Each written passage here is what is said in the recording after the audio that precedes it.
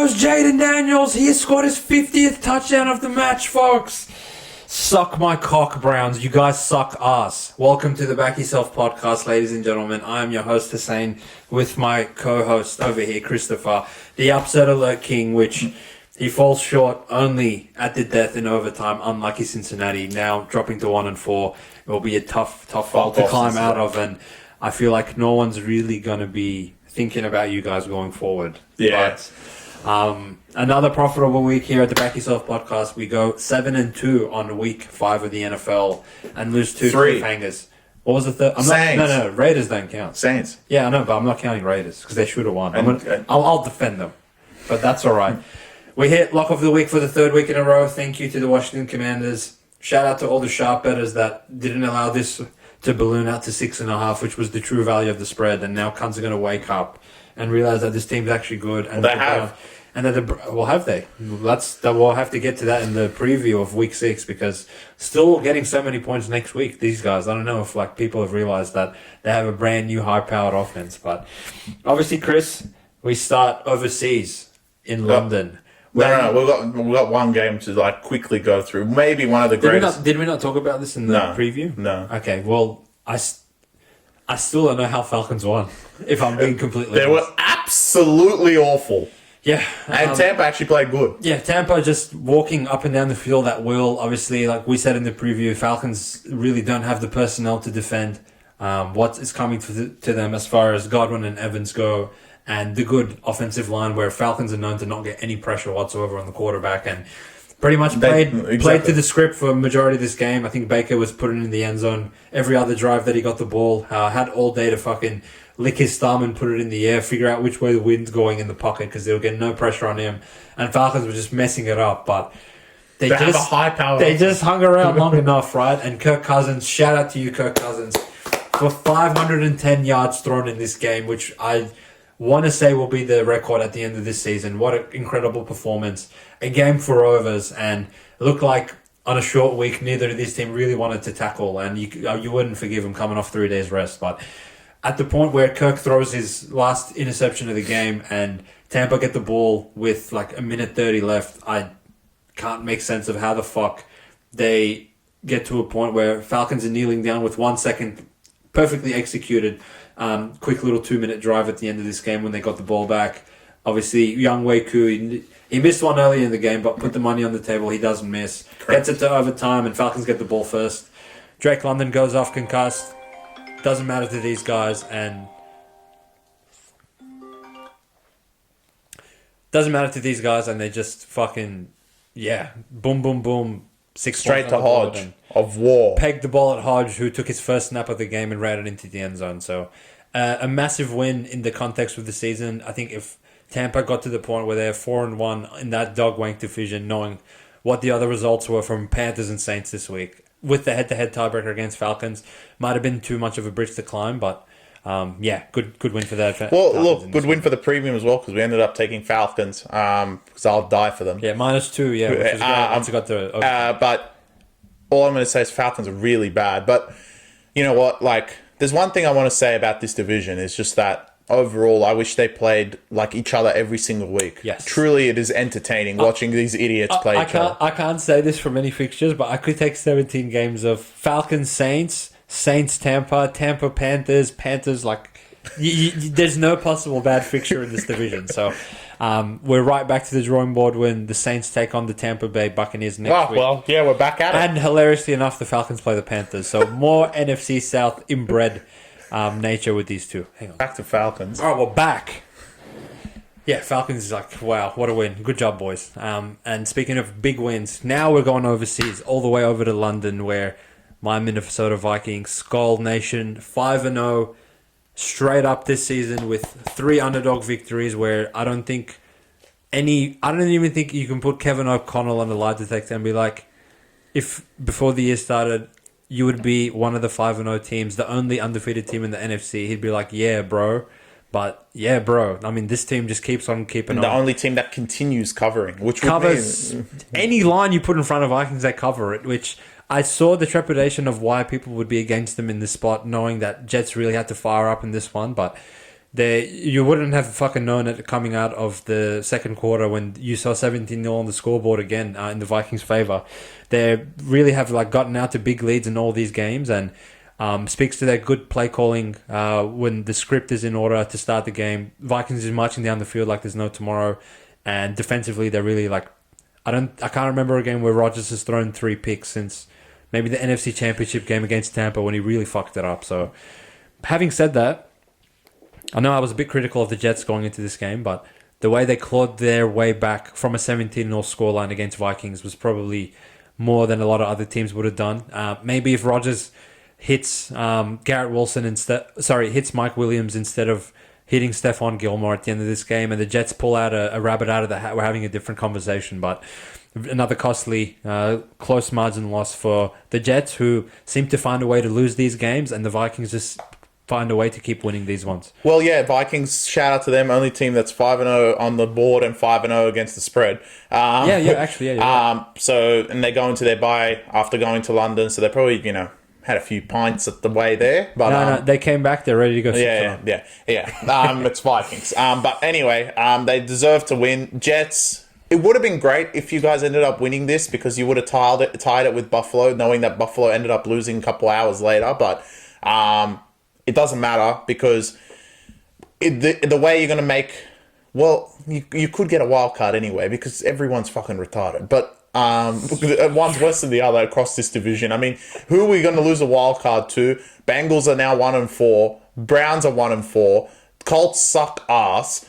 Don't get me started on Chargers and Raiders and Broncos. Maybe Broncos, I guess. So by default, you might get a wild card anyway. The stupid thing at the moment, Chris, is if the playoffs were to start today, Chargers would be in with a 2-2 record. Yeah. So that just goes to show, like, if you just go 500 and win a couple of the tiebreakers against these inbreds, you probably make it. And speaking of tiebreakers, that would make next week's game, which we'll talk to more in the preview, all important for the Jets. Because if you do get the tiebreaker over Buffalo, and now having a same record as Buffalo, which seems insane. So you guys got an opportunity of a lifetime regardless of you guys losing to Vikings. And keeping Vikings to 23 in this sport, anyone that keeps either Vikings or Commanders to less than 30 points is a victory. You've done good. Yeah, I agree. It's actually incredible at the moment. So the two defenses that have done it so far are the Giants and the Jets. So everyone else just fucking gets killed by this offense. And shout out to the Vikings. I mean, not just on the offensive side, their defense is spectacular. And you could argue like conceding 17 to Jets is a bit, not what Vikings standard would be, but they got the win, right? And I think a bit of it being up 17-0 also plays into it. It's kind of like the points Green Bay scored in garbage time. It's like, who gives a fuck? They're already going to lose. So not going to take too much soul into that, but Jets... A lot of soul searching to do coming back from London, losing to back-to-back games. You could have, like, in this situation, if you weren't down 17-0, you could have an opportunity to have a 4-1 record, which then Buffalo would be really shaking at next week. So, I agree. It's a completely different story, but next week is really when it matters. Look, it wasn't the egregious loss that the Denver one was the previous week. You went in this game as underdogs. Would have been great to get a win. You don't. It's not the end of the world knowing that you play Buffalo next week, but... This has kind of put it in a must-win category for next week. That, all right, if you losers go 2-4 and give Buffalo 4-2 with the tiebreaker over you, it's going to be like, I can see Jets starting to quit, and that's not a position you want these guys in. Correct. But as far as the Jets' offense goes, like, what the fuck did you guys do all week that you come out 3-and-out, pick six? Like, that is not going to get it done if you have bigger aspirations of, look, I don't think Jets going 9-8 and scraping into the playoffs is what they would probably hold themselves to either.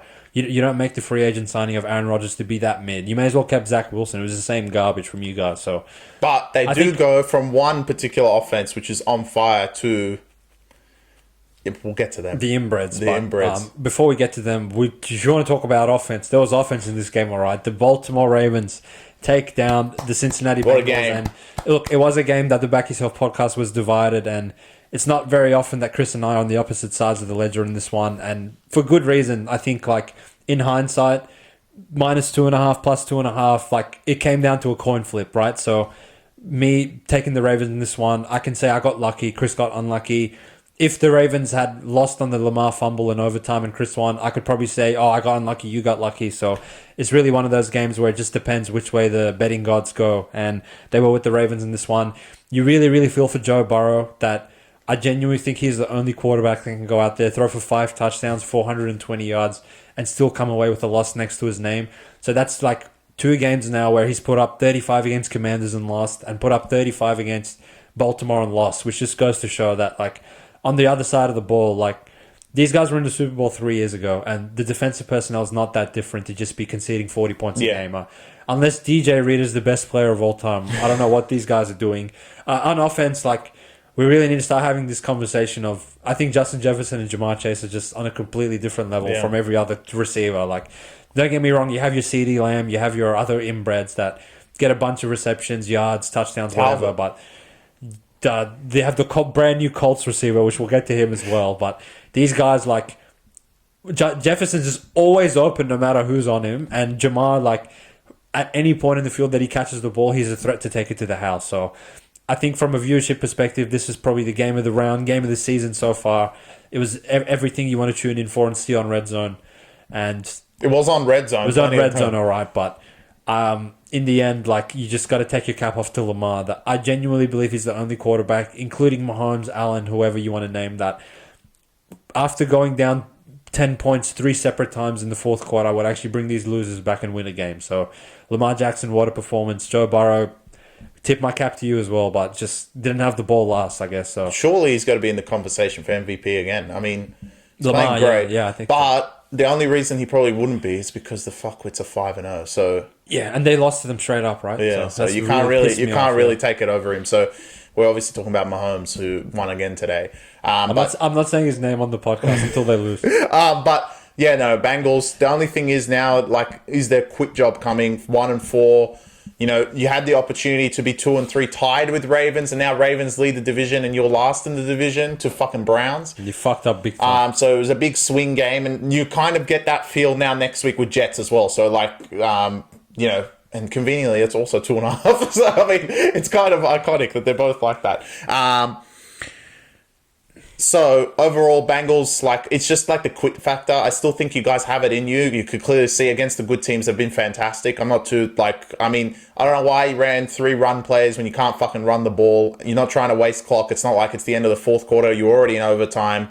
And Lamar's fumble was a bit of stupidity. And I can't sit here and be like, you know what, Lamar, like, you brought him back just to fumble in overtime, because he played great the whole game, but it would have been like, I feel like he would have got a lot of hate, not from us, but from everyone, if he fumbled and then Bengals ended up winning. It's a good point, Chris. But, like, he actually played really good outside of that. So I don't think, like, he got away with it, obviously, like, fumbling in overtime in a big game like that. Imagine that was like a playoff game. Yeah, but it was just bad play calling on the offensive end for Bengals, which is strange, because Burrow should really take over and just be like, look, I'm pegging it at Chase. Yeah, like, fuck it, yeah.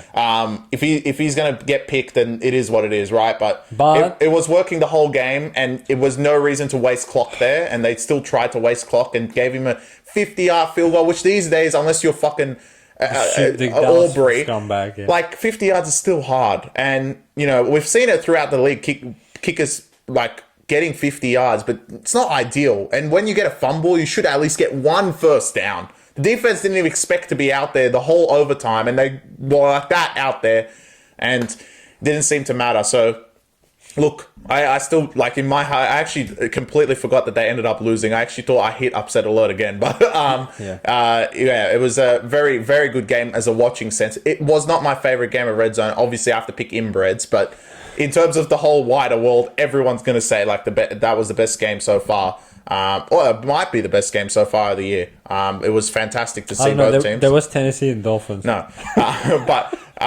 it probably will be superseded, especially with primetime Jets-Bills.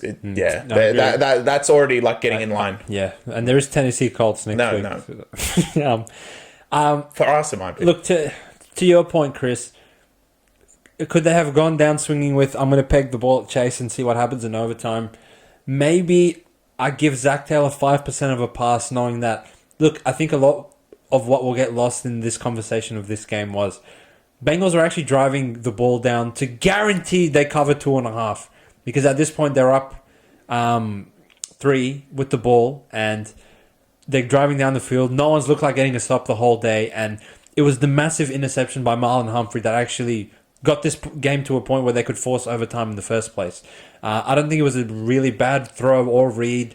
Pegging it at Chase was working the whole day. It was just a great play from Marlon Humphrey to give Lamar the ball back, give him a chance to get it to overtime. So maybe that's what they were thinking, running it at the end. And it was actually Lamar's second fumble of the game, but the first one actually resulted in a Ravens touchdown. I think this was the most fucked up play I've seen the whole year. That Lamar drops the ball twice, picks it up. There's literally a Bengals player grabbing him by the shirt, and he stiff arms him twice, throws him to the floor, and then pegs the ball as hard as he can at likely 40 yards away in the end zone. Insane. When he scored that, I was like, fuck me.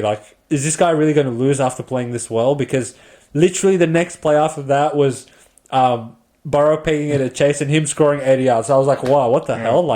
Lamar plays so good, and then Burrow one-ups him, and then Lamar one-ups him. So it was just a good old-fashioned, amazing quarterback duel from these two. Agreed. But I actually think Lamar, can't actually forget who this guy is. He's now 6-1 in his career against Joe Burrow, and I feel like if you were to poll 90% of NFL fans, they would say Burrow's better than him, but I really think people need to start second. They would say other players are better than him. Yeah, I know. He just gets so he's beating Burrow and Allen back to back. Yeah, I know.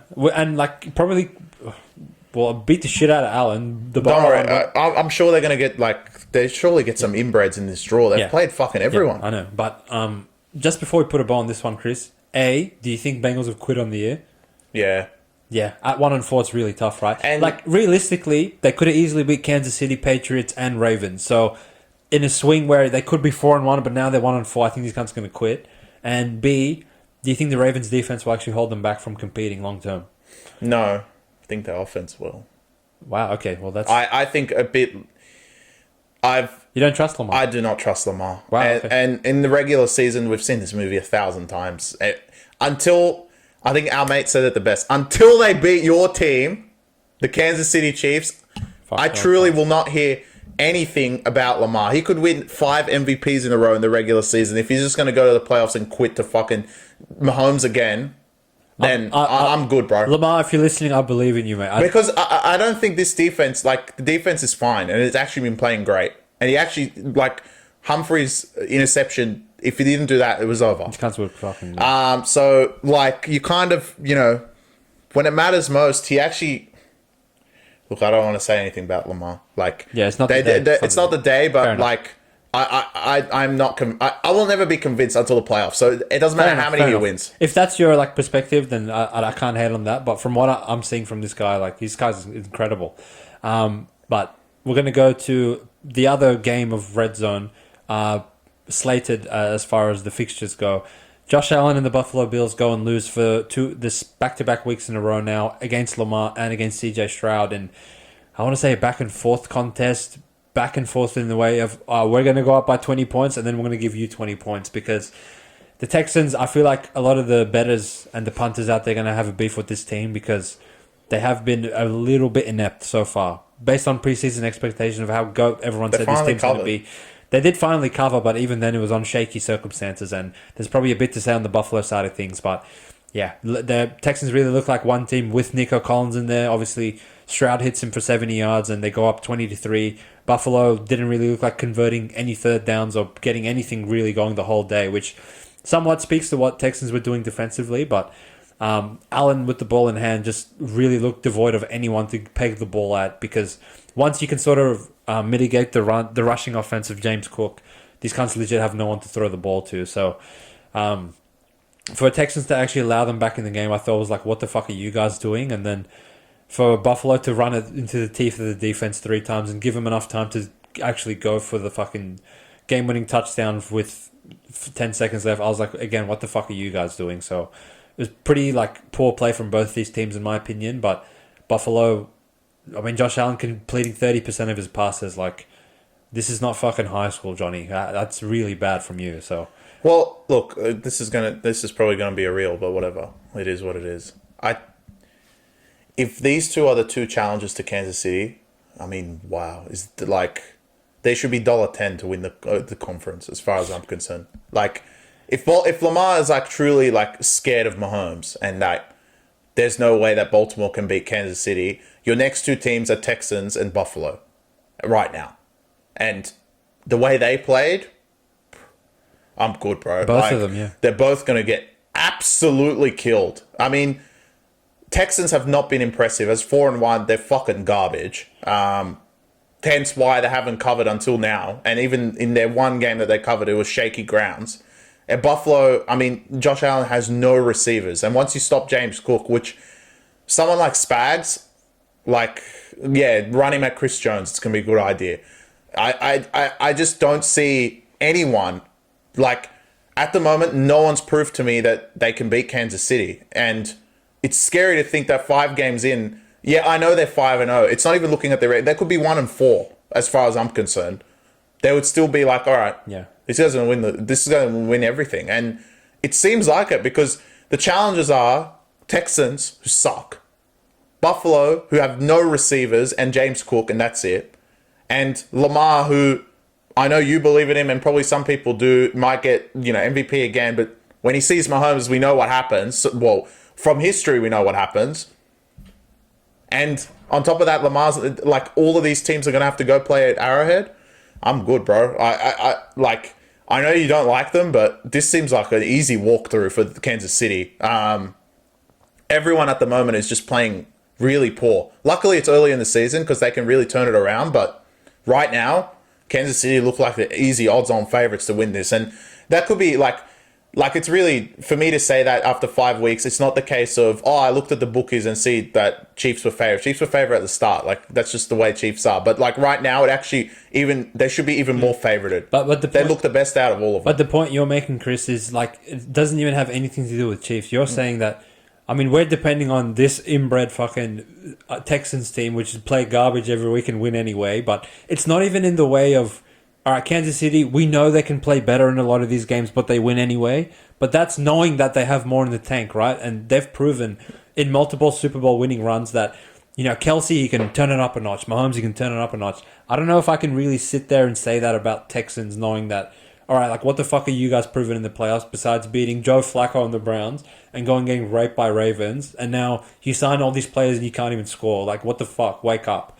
And on the other side, we've seen better Buffalo teams go to Kansas City and quit anyway, and now you're going to take fucking Kincaid and nobody else. I wouldn't trust these guys with $1. But I would make a good gambling point going forward that, all right, just... Yeah, no. I'm making a separate point. Just on the first couple of weeks of the sport, just pump the brakes a little bit, all right?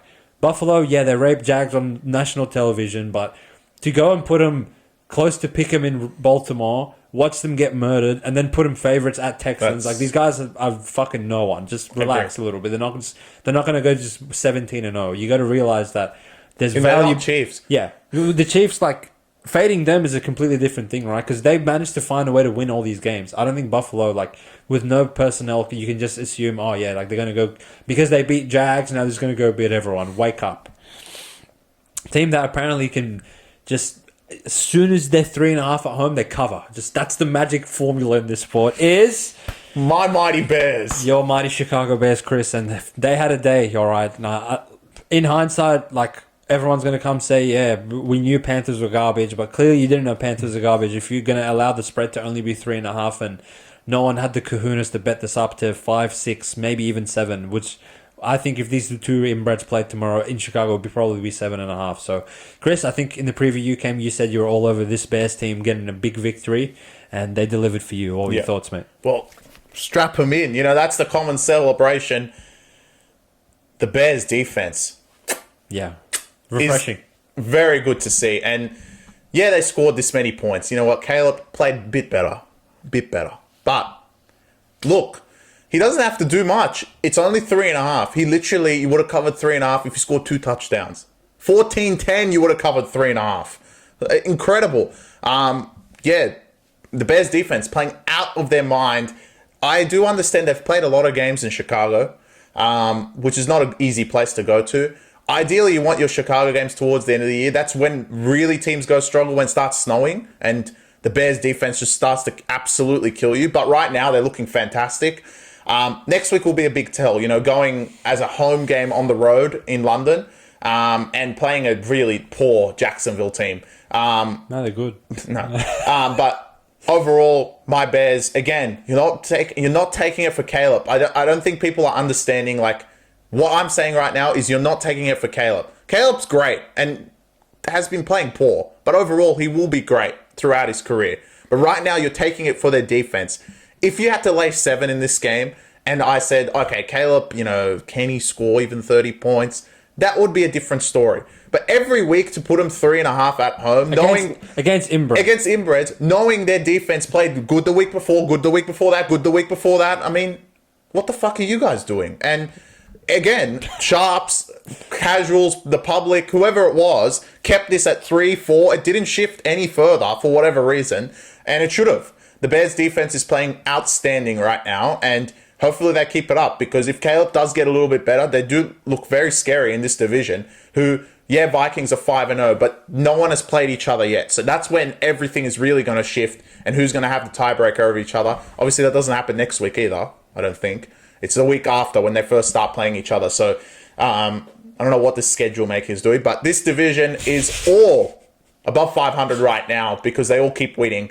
But eventually only 2 or maybe 3 get out. I got to say, Chris, I'm actually enjoying the scheduling because first 4 weeks we just get like random inbreds all playing each other, and that just means that we're going to probably get 8 to 10 straight weeks of just divisional games every week, right? So that's when these games will become really high leverage, and I think when Bears host Lions, host Vikings, host Green Bay, which none of them are walkovers, we'll probably get a better gauge of what this team's really like, because I mean, in Chicago, going against Will Levis and fucking Andy Dalton, like, I wouldn't expect those losers to put up more than 14 points against them. The question was, what can Caleb do on the other side of the ball? Started off very shaky in week 1 and 2. Obviously, against Texans and Tennessee was pretty bad, but started to get things in the right direction against Colts.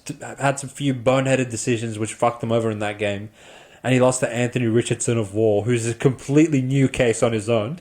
But ever since then, the last 2 weeks, I think he's really treading in the right direction. And it actually just became a piss take against Panthers that he was like, all right, like, I'm going to start playing Vikings and shit. I may as well just start scoring 40 against these losers. Because Panthers, like, fuck me, these cunts are so They're really bad. And they're so bad that I'm not even going to waste 10 seconds talking about them. The only team that can give Panthers a win is Raiders, which that already happened. So I can't even transition to Raiders. I got to wait because they're further down in the slate. But we will move on to more inbreds.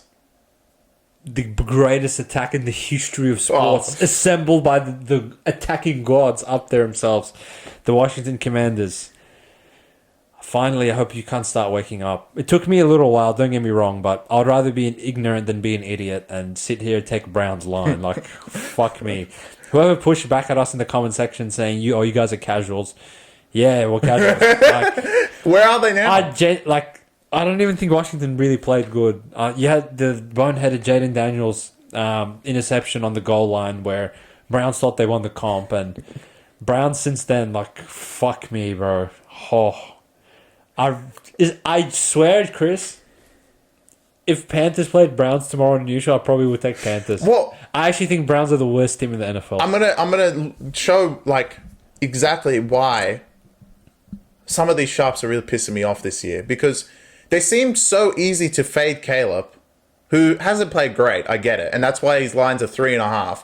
But on the other end, when Deshaun's playing like a fucking idiot, they don't fade him at all, and they keep the line at 3.5 on the road. Yeah. I mean, you either do both or another. Right now, literally, Caleb's playing better than him. Yeah, definitely. I mean, and the Cleveland defense, I mean, you could say, I'm not going to say the Bears defense is better than them, but when you don't, no, but like what I'm saying is when your offense is that god awful, your defense is going to play god awful as well. Yeah. Caleb at least like gets a few first downs. Come on, bro. Yeah. Even if he's giving him a punt from the 40-yard line, all right. But like this guy doesn't even get first downs. It's incredible. I think they have the lowest third down conversion rate in the NFL. It's like 21%. Awful. And they played the most hype. I mean, let's see about your offense this week. You're 4-1. I'm probably the first person in the whole hemisphere of the world to say that these guys are a chance to win the division. Your take is aged like wine so far. But now is the real test because you play Baltimore. But But so far, so good. You keep scoring 40. It doesn't matter where you play, on the road, at home. It don't matter.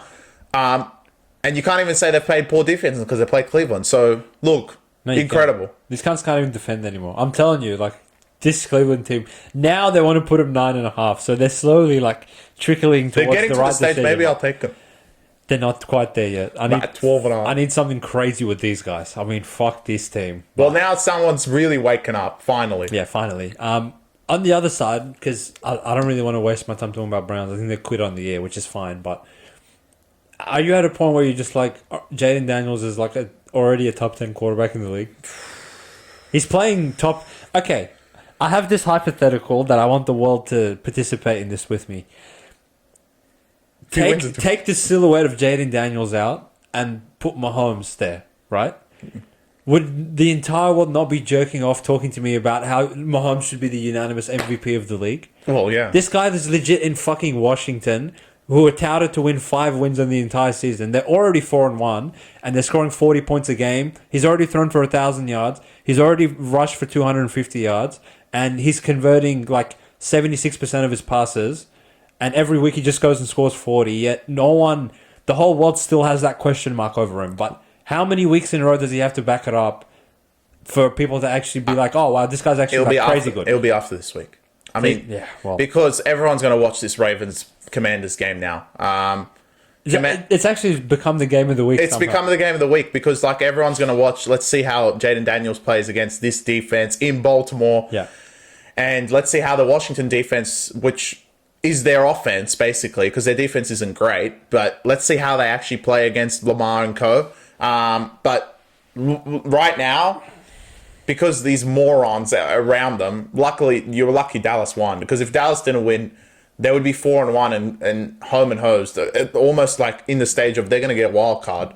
But the problem is in this fucking stupid division, this stupid conference, is that these 3 idiots that haven't played each other yet, like I said about Vikings, Green Bay, Lions, and Bears, they're all in line for a wild card because they don't lose. So, yeah, Washington are definitely within a shout. But, like, I don't know if they could win the division. But right now, my take's looking really good.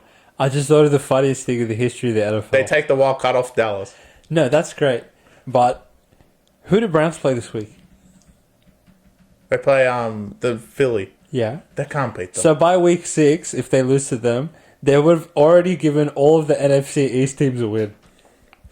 Because they got raped by Dallas, and then they gave Giants a win. They just got killed by Commanders, and now they're going to go quit to Philly. Yeah. And Jags lost to Browns. Wow, what a circus of inbreds. But, yeah. Commanders are good, Browns suck ass, and we move on to 2 teams that... I just saw the score update, 99-97, and Trevor has the ball going down the field late in the 4th quarter. Best game ever. If the whole world was watching Ravens and Bengals, you were watching Colts and Jags. So tell me, Chris, what happened? What occurred in Colts and Jags in your eyes? What didn't occur? Yeah, fumbles. Flacco ran rushing for 20 yards at 39 years old. His strip sack was really funny. They both fumbled within... Think about it this. Yeah. Like, I don't know if a lot of people watch this game, so I'm going to just tout it out for you. With 29 seconds left in the first half, both teams fumbled.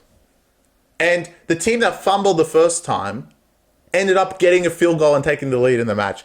It just explains inbred, these 2 teams. And at the end of the day, Colts should have won. I mean... Should they have? Yeah. The defense from Jacksonville, I mean, when they went up 14 after, what's the running back's name again? Ran 5,000 yards? Who cares? Tank something. Bigsby. He ran the whole field. Yeah. They went up 14 with 5 minutes left to let Flacco, of all players, get them back in the game to, at some point, with 2 minutes remaining. 2 minutes! They scored with 5 minutes left. With 2 minutes remaining, it was tied.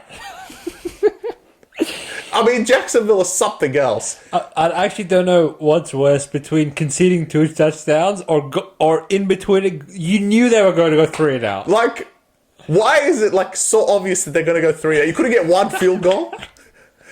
I mean, obviously the last one you got a field goal to win the game, but Jacksonville get their first win when I predicted 0-17, but they were the last team to get a win. in the NFL, which was really funny to me. But they're still god awful. Do I wish this in the game in London was actually at Chicago? Yeah, because I want to see Trevor absolutely get murdered. But unfortunately, it's at his stomping ground in London because that's where one place that they always win. But we'll save that for the preview. Colts, without Jonathan Taylor, without Anthony Richardson, it just sucks anyway. But they actually did have a crack. They're retarded, but like they did give him a go. As bad as Jacksonville were, and to only lose by 3 without your players, I can just imagine if Jonathan Taylor played, you would have won this game easily. Jags are really bad, so I would take nothing away from either. I would take that Jags is worse than what I initially thought. Even after it, and Colts are a little bit better. My takeaways are Colts are absolutely awful, and Jags are even worse than them. That for the entire game, there was a stat that Colts had a 3% pressure rate on Trevor. So Trevor, who's lost 9 straight NFL games in the games he started. Funnily enough, from that point, they were 8-3 last year, Chris. He's lost every single game. So that's interesting. Yeah. It's funny that, like, he's such a good player. He's an NFL quarterback, right? So if you just give him, all right, here's the pocket, and no one's going to come near you, he's going to throw for 400 yards. But Jags are that pitiful that they actually gave up 34 points on the other end. To no Jonathan Taylor and no Anthony Richardson, which, if you told me Anthony Richardson somehow went and scored 34, I'd be like, yeah, all right. Like, when he fucks it up, but he's capable of, like, big plays. But for a 39-year-old Joe Flacco with no, like, weapons, no nothing, just to go and, like, score 14 points in 3 minutes that way, Jags, I might one-up you. This might be their last win of the year. I mean, these cunts suck ass. They're fucking terrible. Can they beat Bears at their stomping ground? Well, it'll be a whole new test for Trevor next week, coming off no pressure at all to having all the pressure. Bears pass rush come to him. So, obviously, we'll get to that, but yeah, I think these two teams are fucking pitiful, was my takeaway. And speaking of pitiful, to wrap up Red Zone, I think in the Back Yourself rulebook, we have the right to not talk about Dolphins versus Patriots because genuinely, who cares? It was funny. What was funny about it besides Snoop? That's all that's funny. I know you're chuckling, yeah. Yeah. Well, I actually thought Patriots would go win for some reason, but they're just too shit. It just shows how pointless that first win was against Bengals for no reason. But Dolphins suck, Patriots suck. It was great that they were on Red Zone because you got little snippets of it, and they only scored 25 points, so you didn't watch much of it. That's fantastic. Most of the time, it was either the Colts game or the Bengals game that kept coming up on Red Zone. There was plenty more happening in Red Zone that we didn't have to watch this fucking garbage game. So again, who gives a shit? The late slate actually was more entertaining, to be honest. Yeah, because the inbred started winning. Yeah, exactly. Dolphins, Patriots, like both you cunts quit. Just quit on the year. No one cares. No one wants There's to see another team you're going to say quit. And you want to start with them? Well, they start first or they start later? All right. Raiders, I'm going to defend you guys. How? Gardner Minshew took Broncos money line. It's the only explanation. Well, O'Connor did play the last couple snaps. Did he? Yeah. Oh. So he's going to run out Aiden O'Connell against Pittsburgh next week. Probably. Antonio Pierce, wake up. But that's when they start playing gun. That's when they started playing gun. No. These cunts aren't capable of playing gun. No, but they do play up to their competition. Look, this game just like turned into overs for no reason, and you'll blink and see Broncos score 34. It was just Raiders like imploding. From the point that Patrick Surtain took the 100-yard pick six from his own end zone, Bowers was literally wide open in front of Minshew, who just overthrew him for no reason, and no one tackled Surtain. And essentially from that point forward, Raiders quit. Denver were one play away from quitting. At 17-3, I guarantee you these cunts would have quit. Because Bo Nix would have started running around thinking he's a gangster and fuck it up. And Crosby actually, on one ankle, sacked him 3 times. We're beating the dog piss out of him. But from the point Minshew threw the pick, they quit instead. So I don't think, like... From this point forward, obviously, Raiders, you guys should quit on the air. Like, you guys are terrible. But... They're not going to. I know they don't, but that's the problem with these idiots. Trade Devontae, trade Max Crosby... and go draft a quarterback, stop winning games like inbreds. But as far as this game goes, like, now cunts are going to start thinking Broncos are good because they've 3-peated. I promise you they won't 4-peat, which we'll get to that in the preview. But, like, I want to say, there was a voice, like, pickup, a mic pickup in this game that Max Crosby's telling Bo Nix to speak up because the offensive line doesn't know what they're doing to block him, which was really funny. And at that point, Raiders were down like by third. So Max Crosby obviously being a dickhead as per usual. But yeah, just just fuck off. Yeah. But it would, if they get to 3.5 next week, it would be comical. Well, Raiders, they always hover around 3.5, don't they? So we'll get to them, but I think that was definitely the least interesting game of this next slate of games, and we'll transition over this week's segment of how the fuck did you guys win, which was a 2-way tie. And we're going to start with my one. Oh. I mean, Cardinals, how did you guys go and win?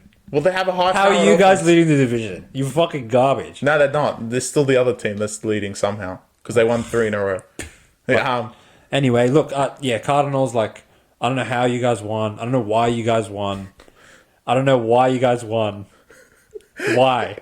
Because they're good. I know. Like, I gave them out 7.5. I'm like, all right, the spread really, like, these cunts are the candidate to cover and lose. But Niners, back-to-back weeks, blowing 10-point fourth-quarter leads. Like, it's not really the Niners of old that we've seen in the previous couple of years. Kyler came out, had a 50-yard rushing touchdown. I was like, who are Niners playing? Niners went all the way down the field. Cardinals could get no pass rush on this kind whatsoever. I was like, all right. Cardinals, like, just hang in the number. It got to a point where they were this close to quitting. I mean, Kyler pegged the ball at Nick Bosa and just actually did exactly what Flacco did. He just like looked at him like this, fuck's sake. I was like, all right, like Flacco's 50 years old and he can't run. What are you doing? What the fuck's your excuse? And then obviously you had the blocked field goal go all the way into the other side for a literal 10-point swing, and Niners come out in the second half, don't score a point against this fucking Cardinals team, which is insane to me. And obviously Jordan Mason's fumble was extremely costly with 3 minutes to go. That would have like wrapped up the spread, the result of the game. But it's just like in these division games, just stupid shit like this happens all the time, where there was like no reason for this guy to fumble whatsoever. If anything, like they could have just taken 3 kneel downs, kicked the field goal, and they would have won. But that gave Cardinals just enough hope to go down there, score a stupid touchdown, and then obviously Niners throw an interception on the last play of the game off the deflection, and it's game set match. And now Niners are 2-3, Cardinals are 2-3, and the Niners are actually 0-2 within the division and 0-3 within the conference. So that's like very scary hours for these guys. Like they go fuck around and lose to Seattle. Like it's getting late real quick. They're gonna lose to those inbreds. But yeah, obviously you can't lose. Well, we haven't gone to Seattle yet. I'm waiting for you. What was I gonna say about Arizona? Something dumb. They were this close to quitting at some point. Yeah. This close. This far away from quitting on the season, I would say they would quit. No. But what I'm going to say about Arizona, and it applies for this kind of Bears, I truly think I'm just not going to take any of their games going forward. Why? Because I feel like as soon as I take them, they fuck me over. I took them week 2. I took against them against week Rams. 2 with Rams. Week 3 took them against Commanders, and they fucked me over. Now they want to go out and fucking beat Niners plus 7.5 underdogs. I'm good, bro. Yep. I'll happily stay away from every Arizona game because Kyler, Connor, they both pissed me off as well. I do like McBride, but I can't look at them. A team that I can look at. Go Giants. My mighty Giants went to Seattle and somehow scored 29 points. That's all we need to say. How the fuck did they score 29? Without neighbors. All I heard all week was, bro, they don't have neighbors. How can you take them? Don't worry about neighbors. We got Slayton of War up in this. Yeah, Slayton. I mean, Seahawks have like, they went from the best defense ever to the worst defense ever, like this. Detroit must have given them nightmares for these cunts to just go concede 29 to Giants. You can't guard Slayton. You can. Again, the field goal at that point, like, I mean, the game was over. I mean, the spread was done, but to get a blocked field goal touchdown, wow. And it just showed, you kind of thought the whole game Giants were going to win. From the start, I was like, these cunts are going to win. Okay, I'll bring this point up, Chris. From the point that on the opening drive, Giants went down all the way to the 1-yard line, fumbled in the end zone, and Seattle took it 100 yards, you were like, fuck's sake. Fuck's sake. All right, they probably can't win, but you know they're still covering 7.5, which is what you could have gotten at the closing line. But I'm sure, Chris, you were watching quite encouraged that at least they fucking got down there, right? Like, if they had started going 3 and out and punting, you'd be like, all right, these cunts can't score. We're going to need the defense to step up. But from that point, you were like, all right, Seattle just gave up 45 to the Lions. They're coming off a short week. Giants had a 10-day turnaround, and they're marching up the field pretty easily. Hopefully, like, Danny Dimes doesn't fuck it up at some point. And to be honest, like, there was really no resistance after that point. Seattle just giving up a bunch of third down completions, bunch of, like, long rushing attempts after they couldn't run the ball for more than 20 yards in the whole Dallas game.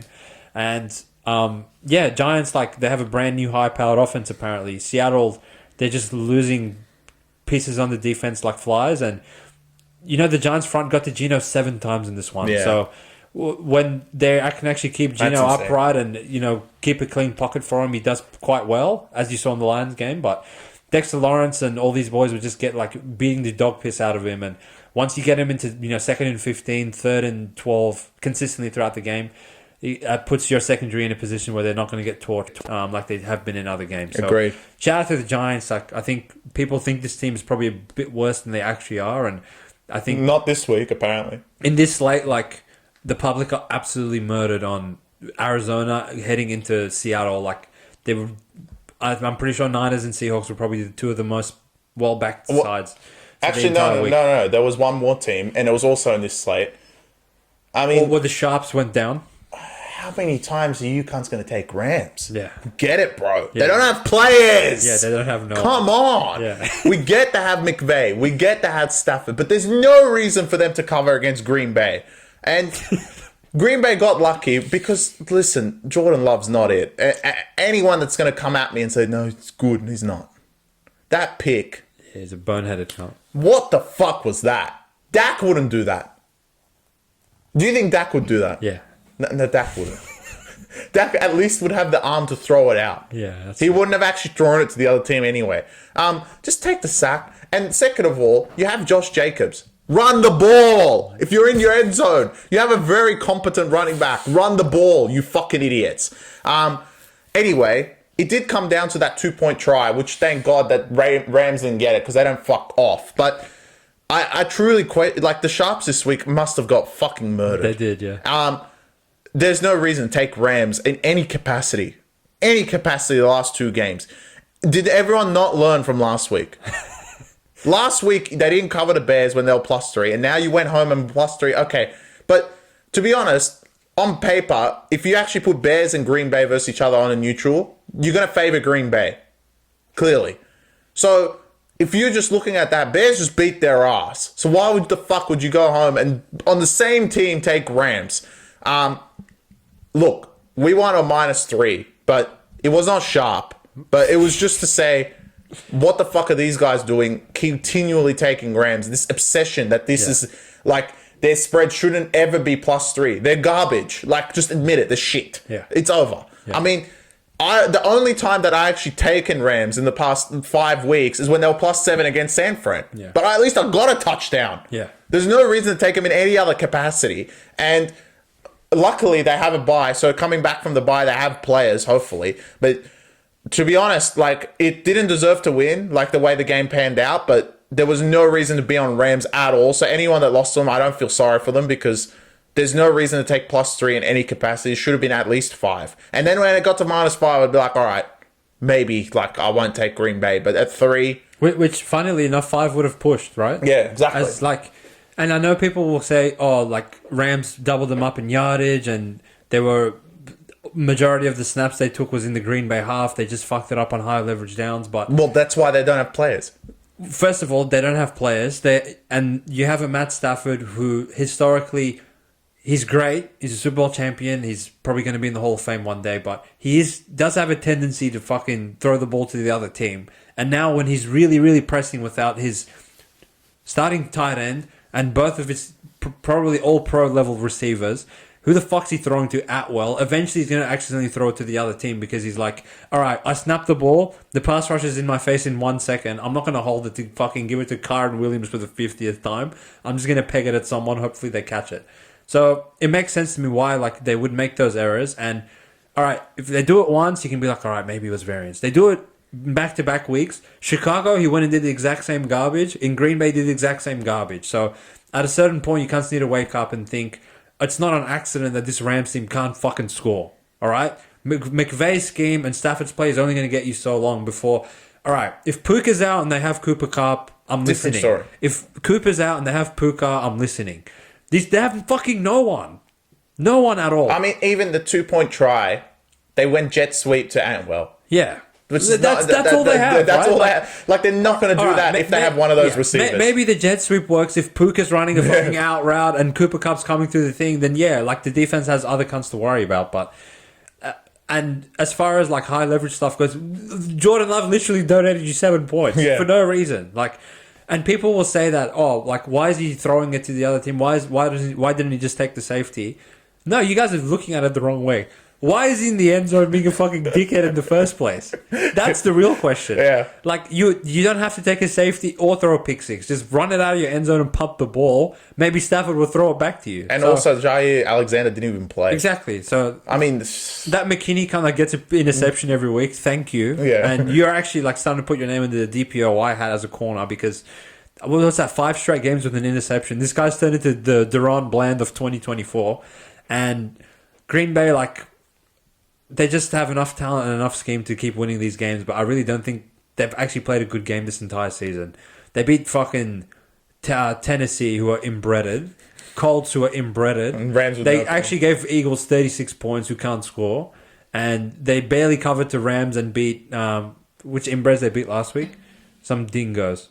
No, they got raped by Vikings. Yeah. So that, in my opinion, they have really not been impressive this whole season, and all this, like, all the cunts enamored with Jordan Love's cunts garbage as well. So I don't know what you guys are watching. All right, on to the primetime game that started at 4 a.m. for you guys. So, you know, you guys must have had no sleep on Sunday. Now you know how we feel. And that was in the middle of the day for us. So we were just, like, waiting for primetime to start. It took an extra hour. But anyway...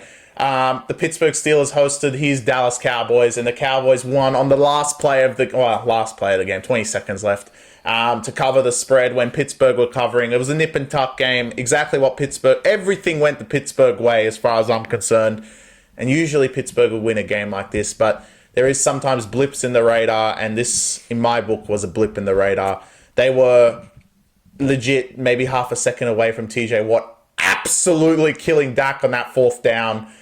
And no one getting the ball. And obviously, 2 possessions before that, they had the fumble on the goal line. So, look, everything went their way except for that last 4 downs, which the ball just didn't fall in their favor on the fumble. And, of course, the 4th down throw from Dak. Well, shout out to Dak. He found the open man in that high-pressure situation in Pittsburgh at 1 a.m. in the morning, where I'm sure he didn't want to play that late in Pittsburgh, probably thinking about his flight or dinner after flight home back to Dallas. But...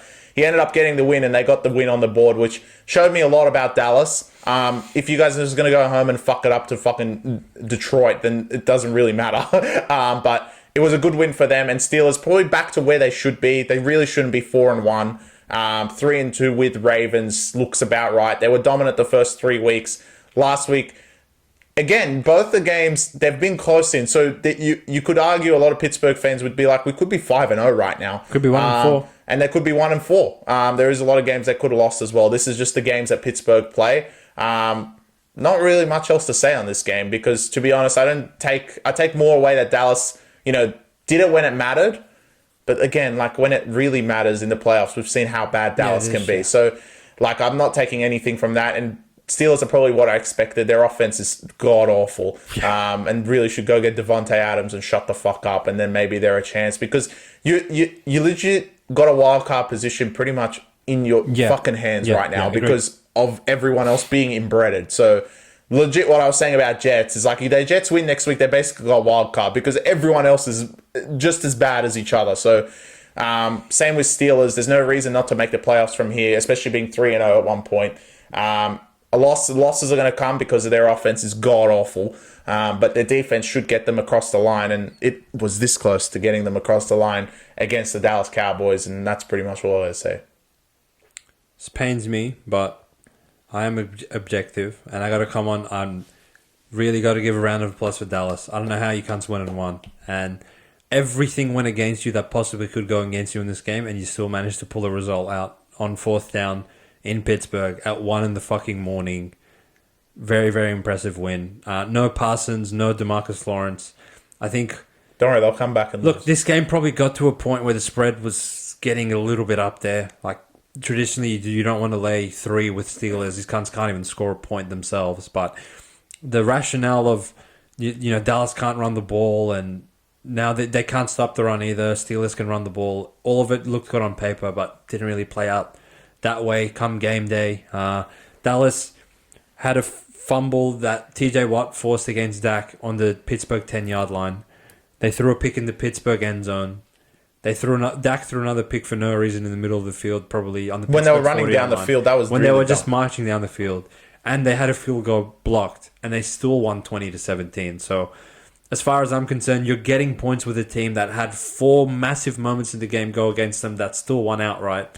I can't really come out and say that Pittsburgh were the right side at the end of the day. Dallas, you showed me a lot about your character. This would have been a great spot for you guys to quit, knowing that, it's all getting a bit hard. We don't have Micah. We don't have this guy, that guy. But they give you false. It's Dallas. now, it actually puts more pressure on, in my opinion, on Micah and DeMarcus Lawrence for you losers to Micah fucking quits every week and that barely. I don't think he has a sack in his playoff career, and he just goes on his podcast and invites fucking scumbags from opposition teams that he loses to every year onto the pod and talk shit with them, and then calls his team out for playing like cats in the locker room when these cunts legit just went into Pittsburgh, gave the ball away 4 times and won outright without you, and only conceded 17 points. So that kind of actually shows that Dallas are pretty well run in the way that they can plug in bumps to their system and still get results. And outside of CD, there's no other talent. Is there anyone outside of CD that would start on any other team? Ferguson. My dick, he would start on any other team. He sucks ass. And what's that other guy's name? Number 1. The kind that ruined my weekend. Yeah. I'm Downs. Is that his name? Yeah. Name me the teams Downs was play for. So, shout out to Dak. He pulled the win out of the hat. And again, if you guys are going to go quit to Lions, you may as well quit to Steelers. But you at least are within striking distance of the Washington Commanders, which I can't believe I'm saying that, but it's true. And what else is true? Look, Saints, you can't fucking beyond help. I delayed this podcast today so I could come out and be like Saints of War when you guys win, but the scoreline's deceiving in the end. This should have been 37-10. 1 touchdown to Shaheed and 1 field goal, and outside of that, nothing from you guys. Derek Carr, the first interception you threw, I was just like, fuck me. It's going to be one of those games. You can sort of normally get a gauge from Saints from the first drive of the thing, because they win the toss and they're like, yeah, bro, we want the ball so we can give up a touchdown before and after halftime. And I was like, all right, if you guys are going to do that, at least go and score, right? And they scored 3 first downs, and yeah, all right. This is how he threw it, Chris. And it was just in the air for 10 minutes. I was like, all right, which Chiefs dick is going to pick it off? And one of them picked it off in the end. Patrick Mahomes, boom, boom, boom, 7 points. I was like, all right, you may as well call full time. So, outside of pegging the ball at Shaheed for that 47-yarder, the Saints offense was something completely new.